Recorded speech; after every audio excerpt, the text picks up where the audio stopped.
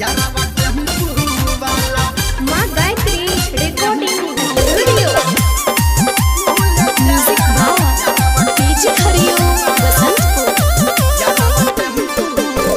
डाली के गियर बहा मारे लयन बहा तनिको नहीं डराला यारा बाटे हम वाला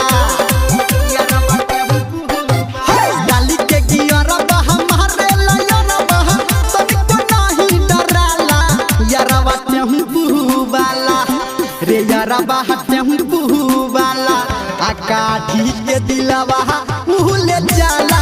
यारा बाटे हम वाला आकाठी के दिलवा उले जाला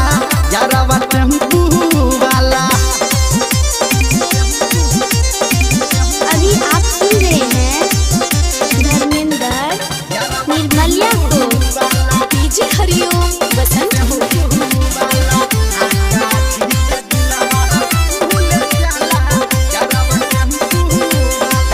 सिनेमा के बटन सखी रखेला खोल के आमन पगलाबे तो मीठा मीठा बोल के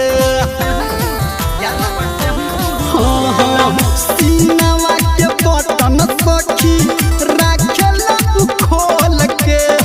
आमन पगलाबे तो मीठा मीठा बोल के झाड़ी के झुलपी उठब आवे ए सखी हीरो से कम नहीं लागे ए सखी हीरो से उता कम नहीं लागे दुन्नू रे अखिया से मारे उलाटी तनिको नहीं डराला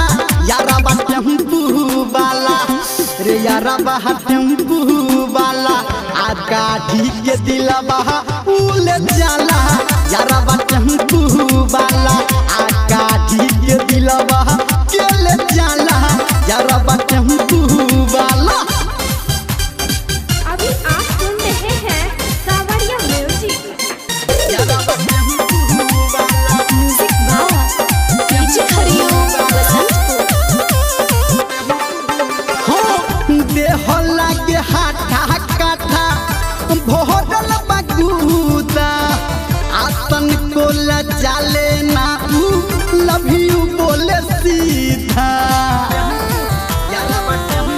ये सखी देह लागे हाथा काठा भोरल बगूदा आतन को लजाले ना लव यू बोले सीधा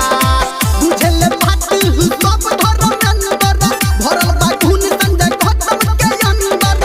आ भरल बागुन दीपक लाल प्यारे के अंदर हॉर्न दबा के हैंडल घुमा के भुकुर भुकुर लाइक बारे यारा बाटे हम वाला